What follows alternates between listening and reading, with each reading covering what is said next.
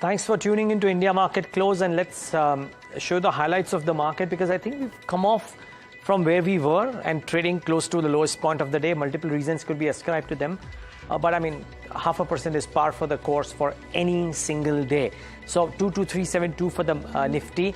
The bank Nifty should come up on your screen about 1% higher, and banks are dragging right from private banks to State Bank of India. All of them are down. In fact, if you look at the Nifty constituents on the losing end, it is HDFC Bank, ICICI Bank, as well as, as well as State Bank of India, which is playing a part there. Bring up the mid caps and the small caps, because the market breadth we know is wobbly, but just the extent of correction in the mid caps, not as much, but the small caps were down over 1%, and now down about 1.66%, arguably trading at the lowest point of the day. Let's get the heat map up on the screen and show you what's moving and what's not, and start off with the losers maybe and then go on to the gainers. Tata Consumer, symptomatic of what's happened to the Tata Group stocks today, save for Trent and save for maybe TCS and Tata Elxsi. All Tata Group stocks are in the red. So Tata Consumer down about 3%, Tata Steel 2.5%. Like I was saying, banks are looking weak. So SBI is down about a couple of percentage points, giving companies HDFC Bank, IndusInd Bank, as well as Kotak Bank. So that whole set of stocks are looking weak. But there is kind of even Stevens on the gainers and the losers. And what is moving up are not too many heavyweights, but Apollo Hospitals, Nestle, Cipla. So some of the lightweights have some gains to themselves, which is kind of balancing the dismal show of the banks. Now, before I hand it over to Tamanna, as you saw the flash on your screen, iron ore futures in Singapore are down 7% now. They were down about 4.5 at about 10 a.m. or thereabouts. And look at the metal index, save for APL Apollo, which is actually not a metal stock per se. And JSW Steel, almost everything is taking it on the chin. So metals, Tata Group, banking, Tamanna, the list is very, very long of stocks which are just kind of losing a bit of steam today. Yeah, I think sentimentally, perhaps also a bit of overhang of what the Supreme Court has said to SBI with the deadline that they've given them on electoral bonds. Remember, this is something, of course, apart from those who analyze elections and politics, the market's going to watch, corporates are going to watch when that list is out, and it's an overhang on the banking system and SBI as well. But let's talk about the Tata Group stocks, because that's truly the story of the day. Now, if the run-up didn't make too much sense, because everyone knew that the IPO deadline, if there is one, is going to be towards the second half of 2025. The slide back also doesn't make too much sense, because nothing is fundamentally changed in a Tata Chemical or a Tata Investment or a Tata Tele or an Indian Hotels. And this, I mean, pick up any of those counters. Niraj pointed some in the Nifty side of things, and all of them are down in the red. And I would say that's really the big story. 25,000 crores of market cap have been wiped out today. In fact, we will be asking our experts in a bit whether there are good opportunities here to pick up something from the group. But that's one story. JTL Industries is the other one, and this has taken a hit on huge volumes today in the steel pipes business. This is because of an affiliate company, actually. A company called Zenith Multi Trading DMCC has got about 27.6 lakh shares in JTL, because it's a conversion really to equity of warrants, and one of the promoters of that company is set to be under an ED investigation. So by association, in a sense, that stock 20% down today. The other ones I would mark out are the financials: JM Financial, IIFL Financial, the ones under regulatory overhang, and you're seeing that in play today. 9% down on JM Financial. IIFL Finance also seeing a 7% down tick. Torrent Power is doing fine. I wanted to pick a few stocks which are doing okay. Torrent Power is one of them. LOA from the Maharashtra State Electricity Body.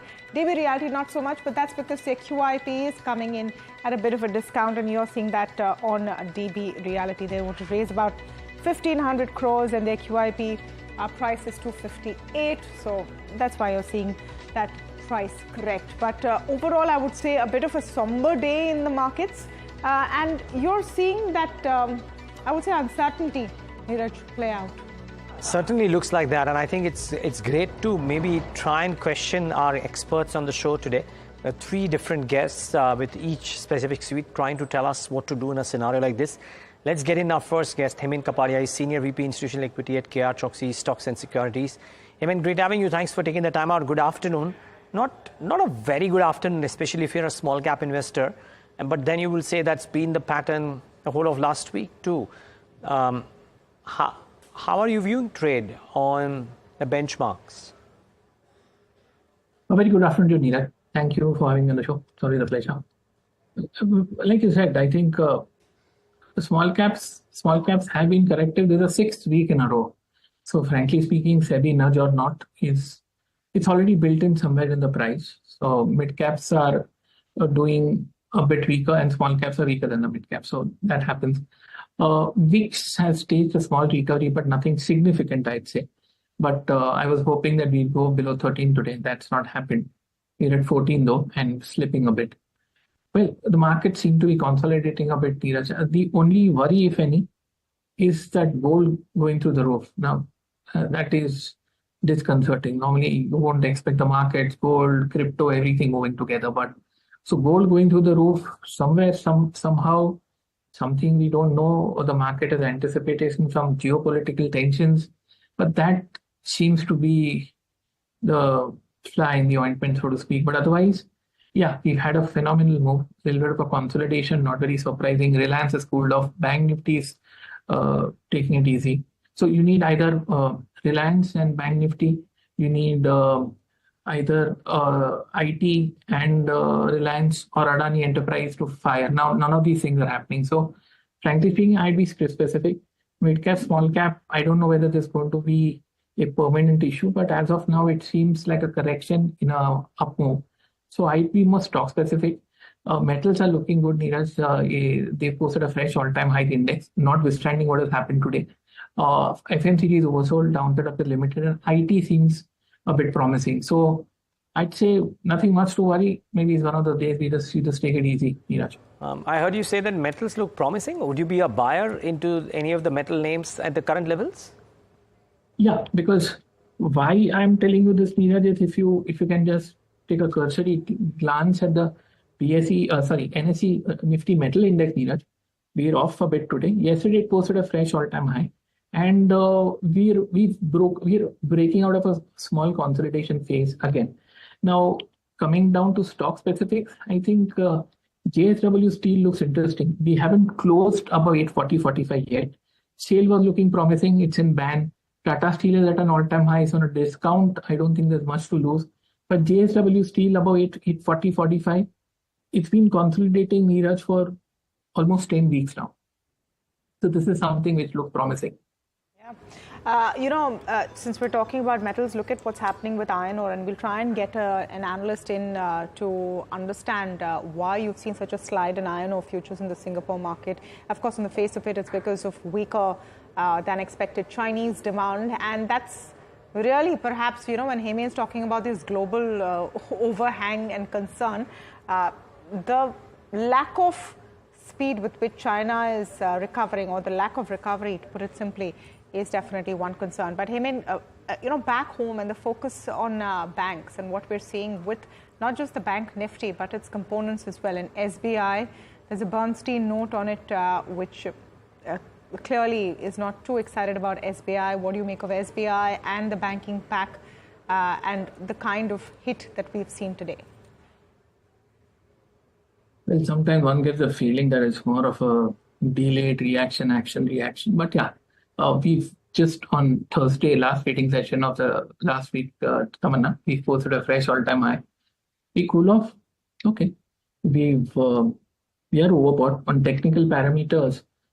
This move from 740 to a fresh all-time high at 793 almost isn't justifiable, because at the risk of getting a bit technical, Tamanna, the daily MACD, RSI and stochastic, they are all in sell mode. So frankly speaking, this move which happened over the last 7 trading sessions shouldn't have happened. Having said that, high tops, high bottoms, all-time high, clear blue sky, nothing much to worry about. Yes, and if a heavyweight stock like State Bank goes from 600 to 792 in a matter of 6 weeks, Tamanna now 7 weeks, I'd say it's ripe for a correction. So Bernstein, great, but sorry, or whatever that brokerage is, I'd see a small cool off is coming in. 770 breaks, we'll see some slightly deeper correction. But the overall structure, if you see, still remains bullish. Nothing has changed, or I don't expect anything radical. Right.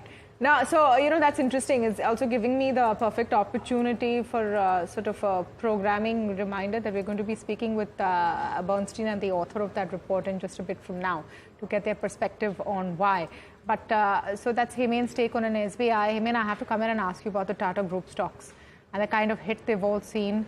Tata Chemical definitely receding, the biggest pain point in that pack, about 10% down, but the others as well. Anything that you would pick up right now, or would you wait for the dust to settle? I'd wait for the dust to settle. Why, Tamanna? Because firstly, Tata Steel is an F&O bank. So the momentum is gone. It's finished. So until it doesn't get out of the bank, you can't do anything more.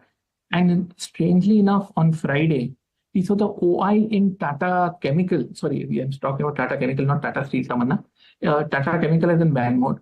And Tata Chemical, the OI increased by 18.2%, Tata Power by 17.13%, Tata Steel 11.18%, Indian Hotels 7%, so Tata Comms 3.5%. So, like you said, virtually all the Tata Group stocks, especially in the F&O segment, had a huge increase in open interest. And I think one gets the news that maybe they might not have to come out within a IPO, and maybe whatever the fundamental situation is. And plus, the architect was Tata Chemical, and that was into ban mode. So I'd say wait for the dust to settle. But if I were to pick and choose, Tamanna, I still think that Tata Steel, Tata Power, and Tata Com on declines remain technically positive. Okay, Hemen, stay on. So much more to talk about. Let's slip into a quick break and we'll come back and talk to a couple of experts on metals and more. Stay tuned to NDTV Profit.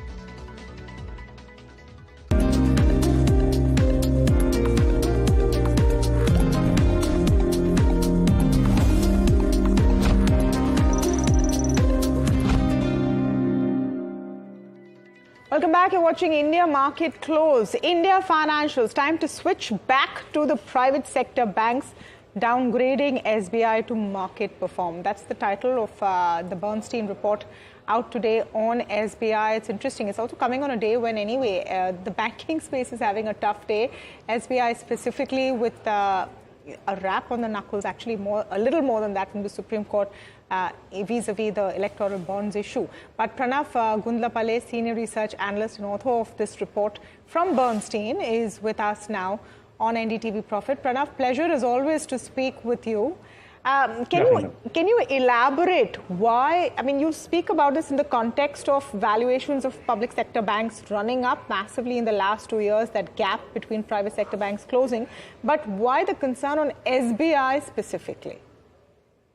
Well, so good afternoon. I think SBI is more as a proxy for the public sector banks. I think I think this whatever we wrote on the valuations having run up and the operating performance starting to inflect again. I think that applies for the public sector bank set in general. And SBI, which is our coverage stock, remains a proxy for that set, and hence the downgrade to our market perform. And moreover, it's a relative call between the public versus the private sector banks, where we think the room for outperformance that we saw in the last 2 years we think is largely limited from here, and therefore our call for switching to the private sector banks. One of the tailwinds perhaps, Pranav, for public sector banks, and because the consistent push for public sector banks in analyst after analyst that we speak to has been there. So this is definitely a different take, I would say. But one of the tailwinds for public sector bank is that a lot of government spend, government capex, government schemes are being funneled and fueled through public sector banks, and that tailwind will remain, right? Is it just the deposit growth and pace of deposit growth that concerns you? See, I think it's more of the two parts to this. I think one is the growth part, and there is a profitability part. On the growth front, yes, you'll have more of the government schemes and government, policies and efforts being channeled through the public sector banks, which has been the case, over the last 5 to 7 years at least. But what it has not translated into is any sort of reversal in the market share loss on the deposit front. To us, that's the big worry, number one. And number two, the seemingly low LDR doesn't provide as much of a growth runway as what is probably expected, because we see that the LCR ratios for the public sector banks today are just about 10 percentage points higher than the private sector banks, which indicates that they don't have, a whole lot of excess liquidity to dip into. In other words, their deposit growth will become a constraint even for the public sector banks. So it's unlikely that they will outperform, private sector banks when it comes to growth, even in the medium term. So what you saw, therefore, in the last 2 years would probably be an outlier, and they would come back to being constrained by their deposit growth. Interesting. So, Pranav, the estimates thus far, Niraj here, good afternoon. The estimates thus far that I see of various analysts seem to be pointing towards a relatively much stronger growth for SBI for the next 2 years, despite the fact that you say that they might face this constraint. And the flip side, the kind of growth that some of the private banks, which have traditionally grown strongly, but are showing in the first few weeks, even for the current quarter, isn't anything to write home about. So why shouldn't a bank which is trading at similar ROEs, better growth rates than the private sector banks, and cheaper valuations than the private sector banks be downgraded? Okay. See, I think two parts to this, right? So we have a system-wide issue of deposit growth being slower than loan growth. Right? That's a theme that is applicable for both public and private sector banks, and we saw the impact of that last quarter. But if you look at the loan growth or deposit growth for literally the last quarter, what we see is on the deposit front, that gap remains as wide as ever, in fact, widening as we speak. And on the loan front, yes, it's similar to the private sector banks, but it's again, the gap is beginning to widen. I think FY23 was probably the peak where both the public and the private sector banks saw the same loan growth rate. But if you look at the latest quarter, that difference is starting to diverge again. So the deposit growth constraint is hitting the public sector banks as well. And you're seeing that widen again when it comes to loan growth. Now, more importantly, on the profitability front is where we see a slightly different trajectory, which is despite this excess liquidity and also having a higher share of MCLR loans, which should have benefited more from increasing term deposits, what we are seeing is that the interest spreads for the public sector banks is actually narrowing almost as fast, if not faster, than the private sector banks. In other words, they're having to price aggressively to keep up that growth, which doesn't help them on the margin front. So it becomes a classical margin versus growth trade-off for the public sector banks as well. And therefore, there is no room for EPS outperformance. Remember, from FY22 until the third quarter, we had a phase where the public sector banks delivered a higher earnings growth than the private sector banks. We think that's going to inflect again, and which is where, once you have a slower earnings growth kick in, yes, the valuation is lower, but that is reflective of the fact that their deposit growth is slower and they're losing market share. So unless that changes, there will be a permanent valuation gap between the public and the private sector banks. I don't think there's any scenario where they converge on the valuation front. Interesting take, and I would say contrarian to the kind of frenzy almost for public sector banks. Just one last point, Pranav, and I know you said you chose SBI as a proxy for the space, and your take is comparative to private sector banks. Nevertheless, today is a day when SBI has been in the news for various reasons. I'm just trying to understand whether you see any overhang of this electoral bond issue and the tight timelines that have been given at all for SBI. I think that should be a transient issue in my view. I think we should see that going off as an overhang soon. But I think the more fundamental issues around the deposit growth and earnings growth disappointing versus the private sector banks, I think that's the bigger theme that will drive even the short-term movements in the name. All right. Thank you so much, Pranav. Pranav Gundlapalle there, Senior Research Analyst at Bernstein. Always a pleasure to speak with you. Their take is that the advantage that public sector banks had in terms of valuation, in terms of growth, may be now narrowing, and it might be time to revert to private sector banks. Having said that, let's take a look at what's happening in the markets at this point. And it's been I would say, a bit of a tough afternoon, especially for banks, for financials. That entire space has been under a bit of pressure as well. Tata Group stocks is the other one which has been seeing that kind of downbeat. Healthcare, on the other hand, has been not too bad at all. The other space to talk about definitely is metals, and we reported just a short while ago, you saw it on your screens as well, about how iron ore futures in Singapore were over 7% down. What is the reason? A, B, impact for Indian listed companies in the metal space? Aditya Velekar, Senior Research Analyst, Metals and Auto at Axis Securities, joins us now for more on that. Aditya, great to speak to you here this afternoon on NDTV Profit. Let's begin by understanding what's happening. Why this plunge? Is it all because of China? Yes, iron ore prices, they have increased since because of before the lunar holiday. The iron ore prices have increased substantially because there was a restocking by the Chinese steel mills. Post the lunar holiday, the prices have been on a downward trend, and currently they are trading in the range of $120 to $150 per ton. So it's one of the reasons is now that the port inventory of iron ore at China has increased, and post the lunar holiday, the pickup in the steel production or iron ore consumption has not increased, and that is one of the reasons why the iron ore prices have corrected. As far as the Indian stocks are concerned, directly it doesn't impact the Indian iron ore miners, but eventually if the prices go on a correction mode, then definitely the benchmark international iron ore prices will have some bearing on domestic iron ore prices.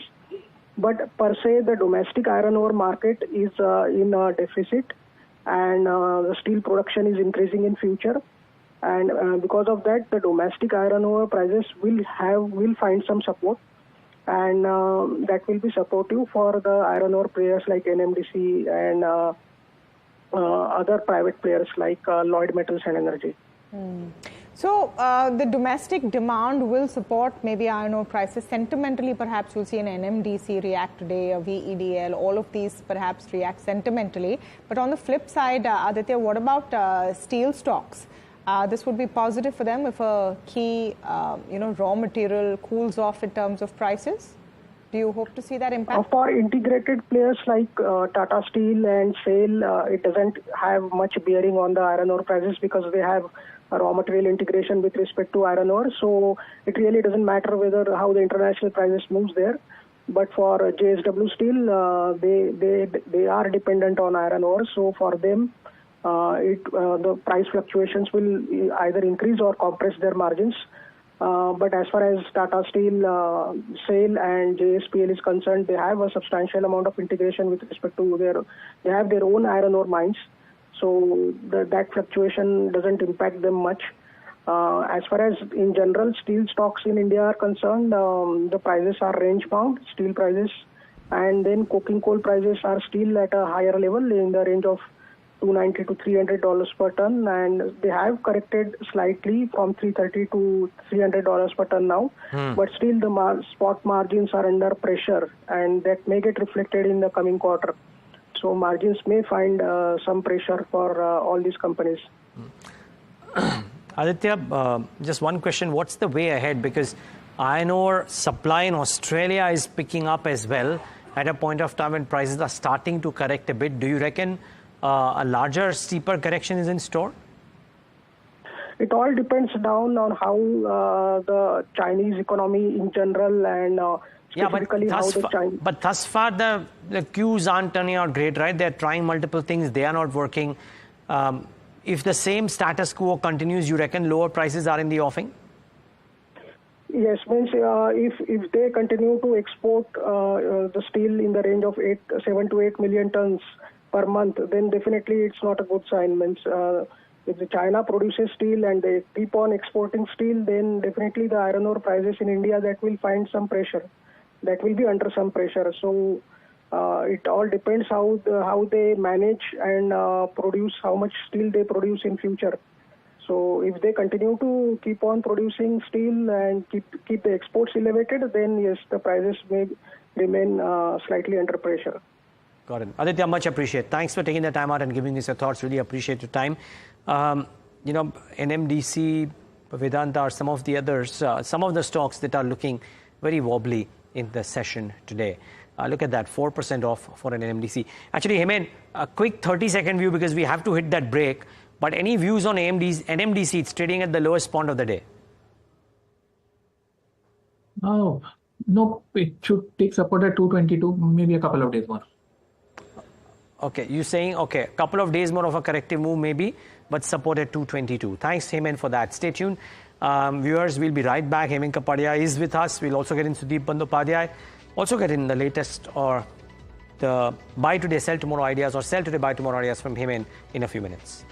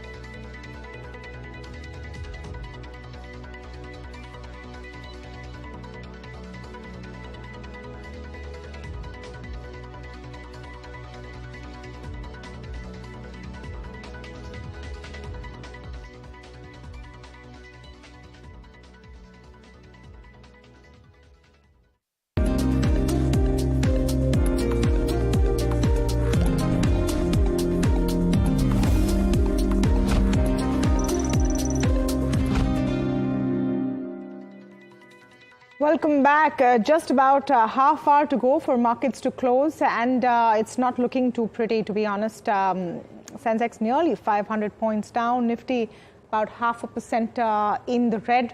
But let's take a look at what's happening on the F&O queues. Agam is joining us. Agam, are you seeing that bit of nervousness? We certainly are, and it's evident in the kind of numbers with respect to the options market. I'll come to that in just a bit. Let's take a look at how things are panning out for the futures. And for the Nifty, very little change. Again, going back to the trend of seeing less than 1% decline or an addition in open interest for the March futures. So overall, we have seen very, very little traction, say for a 1 odd day, 1 or 2 odd days over the span of the last 7 or 8 trading days. That said, we're still looking at a 0.5% cut for the Nifty, currently trading near day's lows, so some amount of weakness coming through. What about the Bank Nifty? Let's pull that up, and that is where we are seeing further unwinding, even as the index comes off by a whopping 1%. A lot of weakness once again on account of HDFC Bank and ICICI Bank, and it's something which is weighing on the markets. Let's talk about the options market then. As far as the Nifty goes, currently continuing to see writing around 22,500, specifically with respect to calls. And from here on, over the next maybe 1 or 2 days, 22,500 may just, become a little bit of a resistance area for the Nifty to move about. And if it does move about that substantially, then that's when we start seeing a lot of covering of those shorts, and that could perhaps lead the Nifty higher even from those levels. This is, of course, your overall in open interest distribution. And as I've been suggesting, the most amount of OI stands at around 22,500. Let's move on and talk about stocks then. And I reckon there's a lot more traction in stocks in today's day of trade. So Interglobe Aviation, after Rakesh Gangwal goes ahead and sells a little more stake in the company, the stock is up around 4%. ICICI Prudential, Siemens, all of them looking at substantial gains. In fact, Siemens has made a new life high right now. And shorts for Apollo Tyres and Tata Steel. And on the other hand, in terms of stocks which are seeing unwinding in trade, we are looking at about a short covering for Pidilite and Chola Finance. But Tata Chemicals are now looking at a correction of well over 10% as we speak. SAIL and MGL among others, which are also seeing unwinding. So that's where we are seeing weakness. But it's a fairly mixed market. And even in the broader markets, it's been more about stocks than the index itself. And that perhaps is likely to be the case over the course of the next few days and weeks as well. All right. Thank you for that, Agam. Now, let's take a look at one more space. This morning, you had life insurance companies in focus after Feb data that came out over the weekend was quite positive. You're now seeing general insurance data coming in.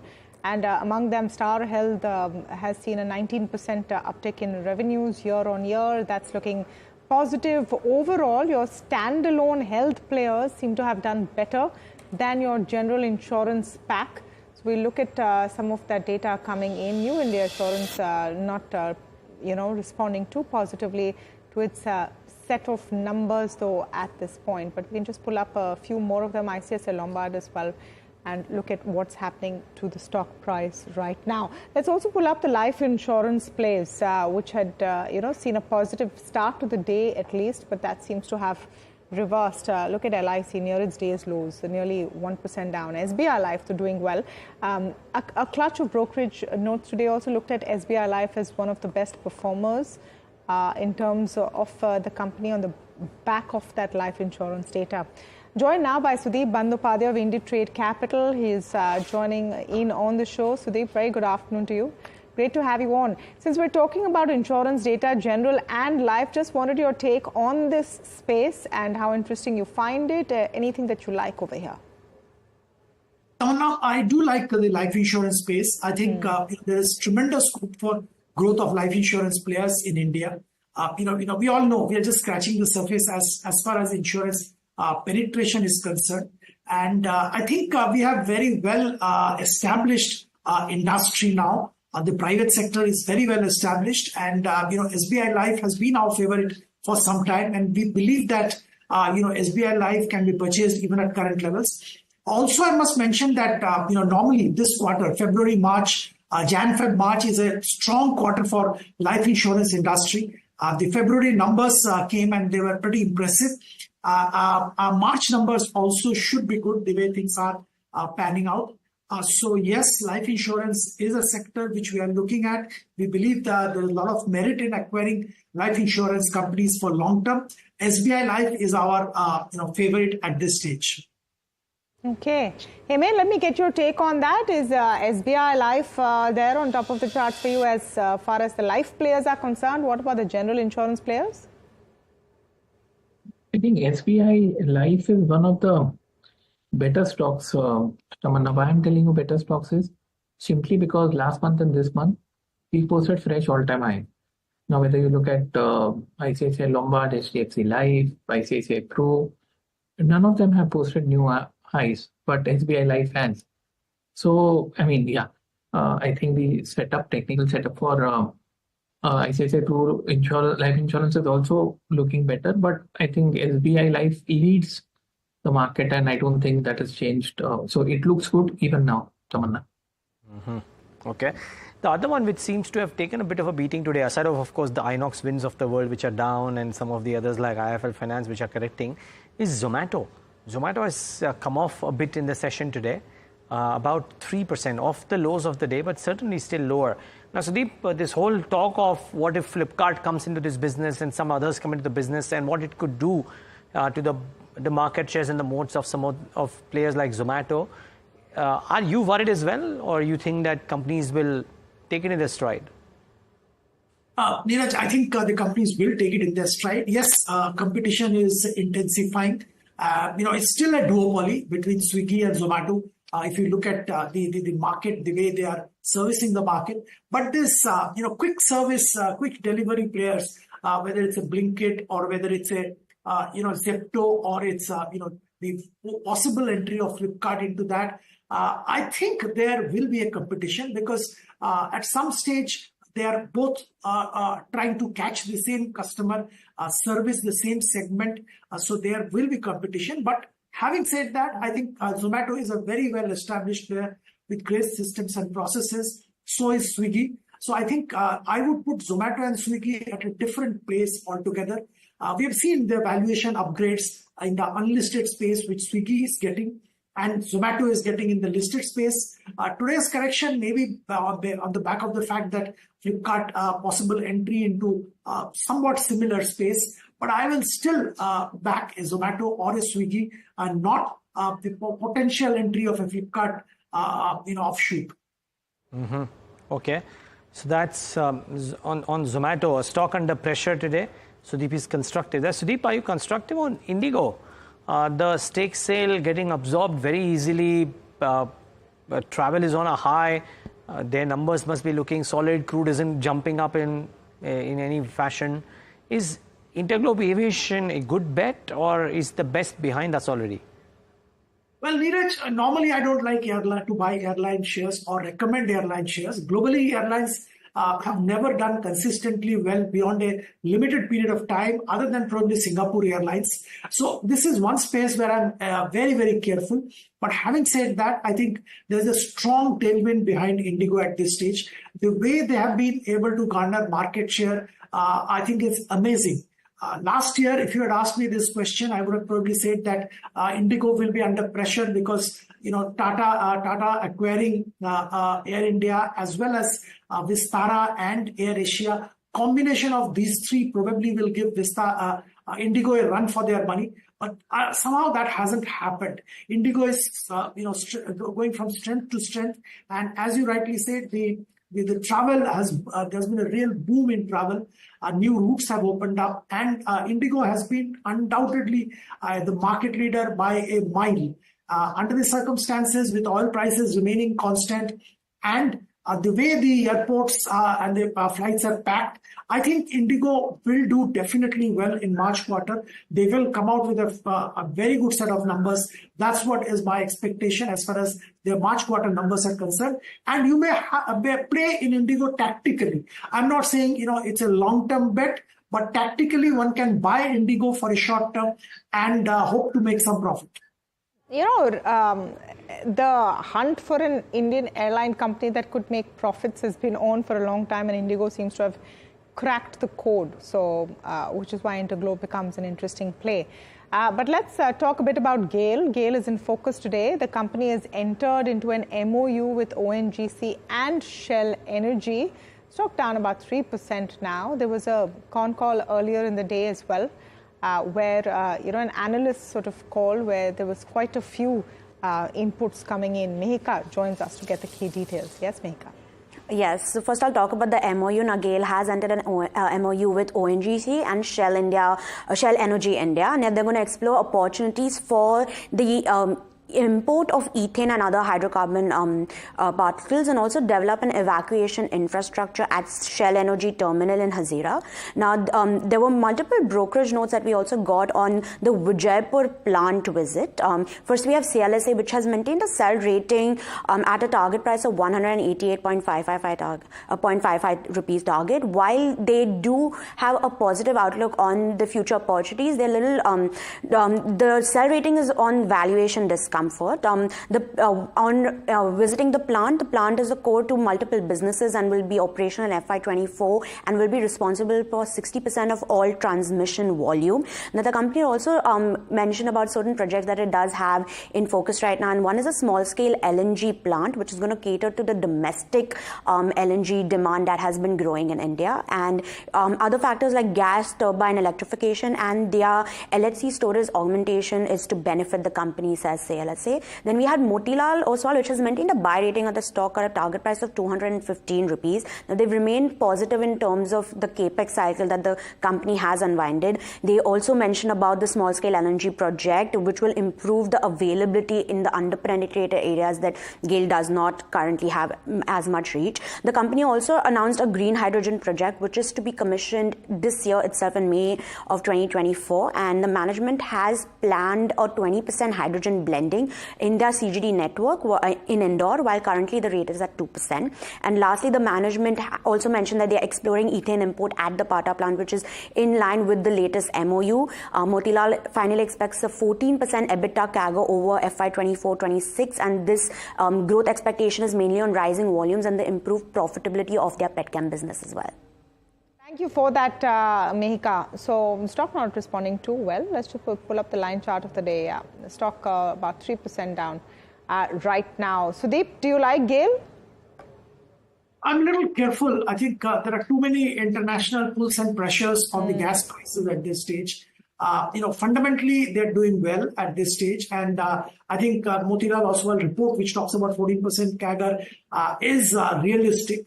But the uncertainty regarding global oil prices, I think, is what is a little bit of a concern. Also, PNGRB, the regulator, has been talking about keeping a cap on the local domestic prices.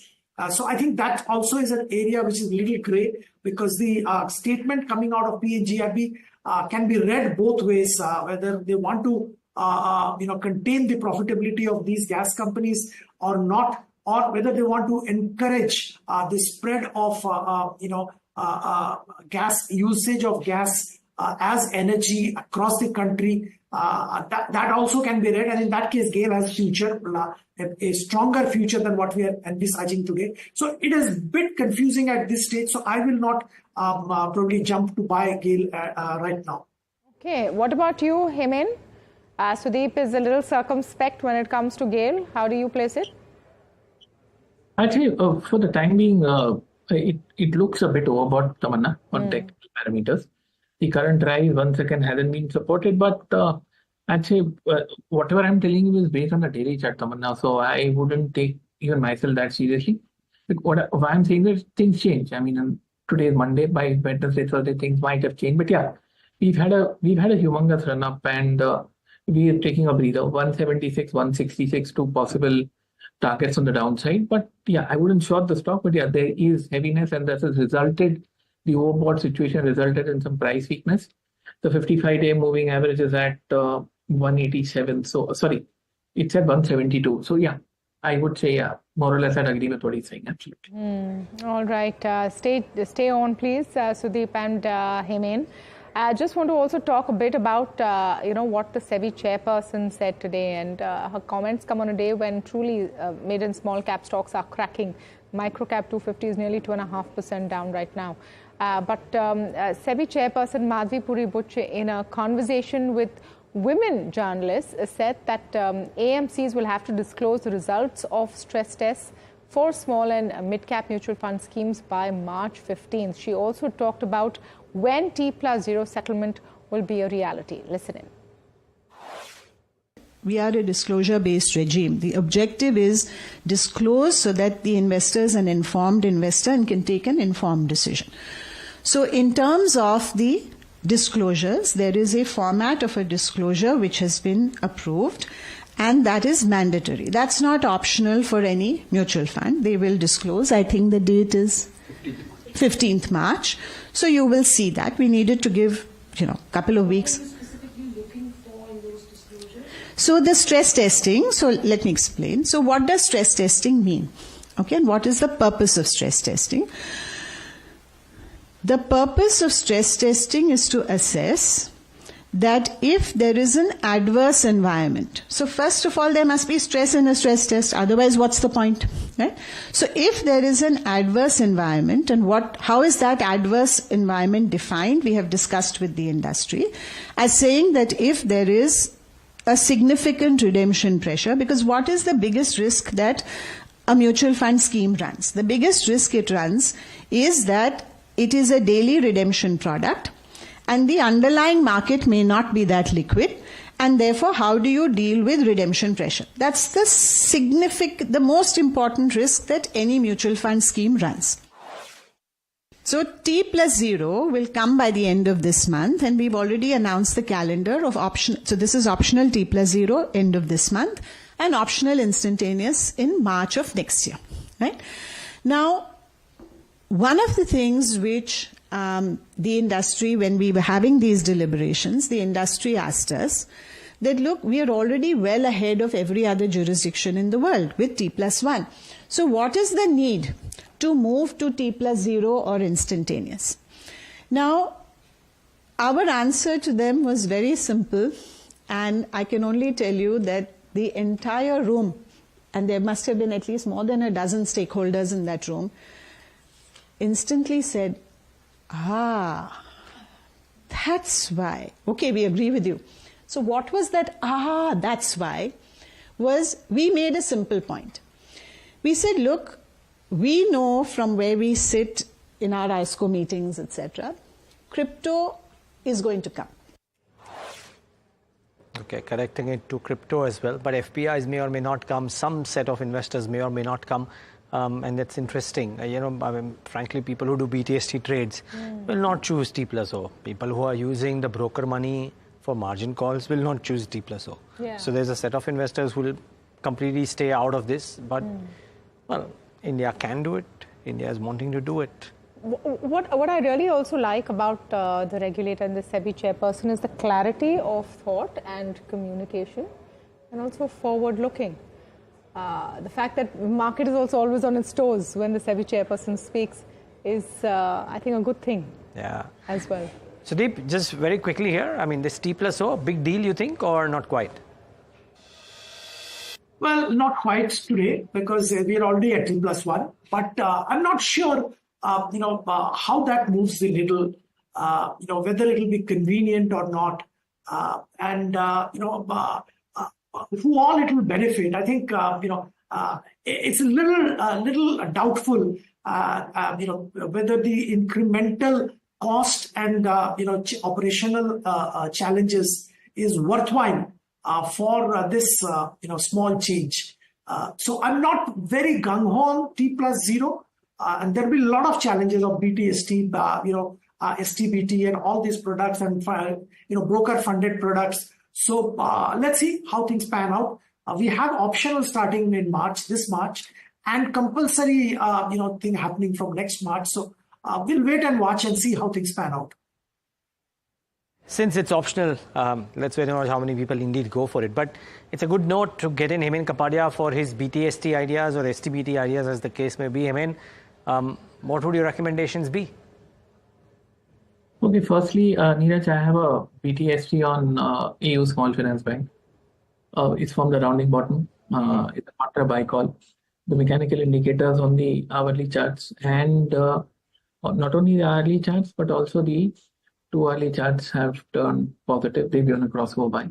So buy at around 584, stop loss of 579, target of 594, risk reward ratio of 1:2, and STBT on DLF. One can sell DLF at 1 rupee higher at 912, stop loss of 917, target of 902. Once again, risk reward ratio 1:2, 5 rupee stop loss, 10 rupee target. PTSG on AU Bank, STBT on DLF. All right. So AU Bank and DLF on Hemen's radar. Sudeep, I want to know your take on the Tata pack. And yeah, they're ending the day also with pain. You're seeing that weighing down on the Nifty. Tata Consumer down now by 3.5%. Tata Steel. Of course, Tata Chemicals, the one bludgeoned the most. And we should pull up all of those companies here. Do you reckon that the pain will continue, or is this, one day's reaction?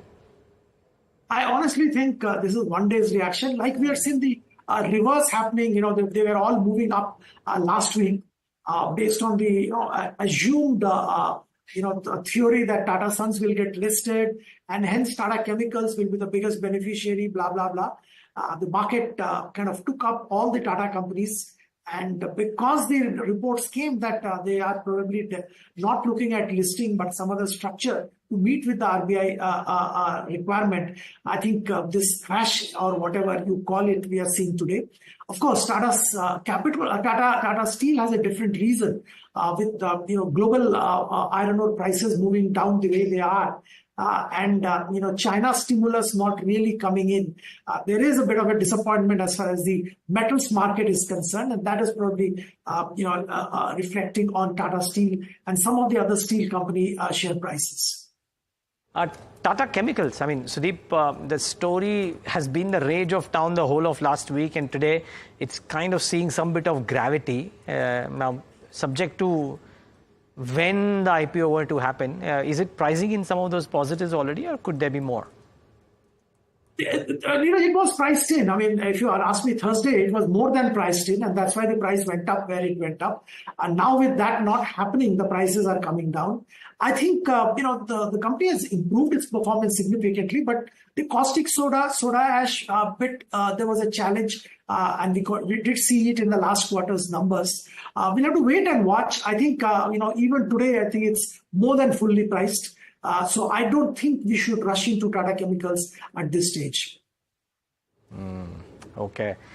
Don't rush into Tata Chemicals at this stage. Some other stocks too have corrected a bit in the session today, I must say.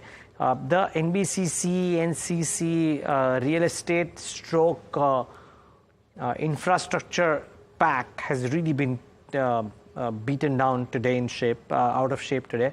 So watch out for that one. Amongst other things, GMM Pfaudler with this 4% correction at 1263 must be trading at multi-quarter lows, if you will.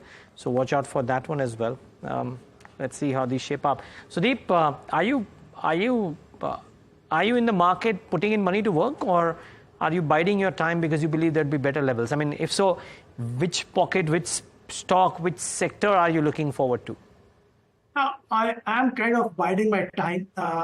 In fact, this entire PSU, particularly, and I've been vocal, I think I've spoken about it to you as well on your show. The entire defense pack, the valuation was looking unrealistic. So in the railway side, I think both are fantastic sectors. The government of India is putting a lot of money behind both these sectors, and justifiably so. Defense Make in India is a fantastic opportunity, once in a lifetime opportunity for India and Indian companies. But unfortunately, what happened is share prices went to stratospheric levels, probably without having the right fundamentals in place. I think the time correction or the logical correction, what was supposed to happen, is probably happening. Some reports have started coming out questioning the valuations, and once they become a bit more reasonable, I think these will be great buys for long term. Both on the railway side as well as the defense side, particularly defense electronics, shipyard companies. I think they have a great future. Okay, gentlemen, Heyman as well as Sudeep, thanks so much for taking the time out and being with us. Really appreciate your time this afternoon. We are 2 minutes away from the markets to shut. Let me just quickly talk about how the large caps are doing in a minute, and Tamanna will bring you up to speed with the broader end of the spectrum, where usually the larger piece of the action is. But today, the large caps are ending at the lowest point of the day, the intraday of the Nifty very quickly, and then the heat map, and just show you how it's turned out. So the intraday of the Nifty will come up on your screen, and as you can see, we are ending at the low point of the day. So not a great sign, by the way, if you are bullish on the markets, because it's not turned out to be a great day. It wasn't expected to be a really good day, but this is kind of turned out to be slightly more weak. Bring up the heat map and show you what's moved and what's not, and bring up the contributors list posts that are a bit more red than green on the screen. The set of losers remains the same, but for the fact that SBI is now trading even worse than what it was, and giving it company at ONGC and HDFC Bank too. What's done well? Well, some bit of a defensive bent to that, some life insurance, some FMCG. So that's the long and short of it. Just the contributors list before Tamanna brings us up to speed with the broader end of the spectrum.